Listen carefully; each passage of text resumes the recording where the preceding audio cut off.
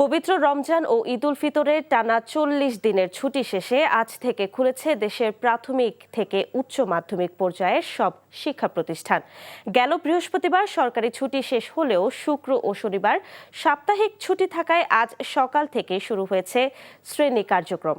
শিক্ষা মন্ত্রণালয় এবং প্রাথমিক ও গণশিক্ষা মন্ত্রণালয়ের সূত্রে জানা যায়, নির্বাচন ও রোজা ও ঈদের কারণে বছরের শুরু থেকে শ্রেণী কার্যক্রম তুলনামূলকভাবে কম হয়েছে। এতে শিক্ষার্থীদের মধ্যে শিখন ঘাটতি তৈরি হয়েছে। এই ঘাটতি কাটিয়ে উঠতে পুরো দমে শ্রেণী কার্যক্রম পরিচালনার নির্দেশ দেওয়া হয়েছে।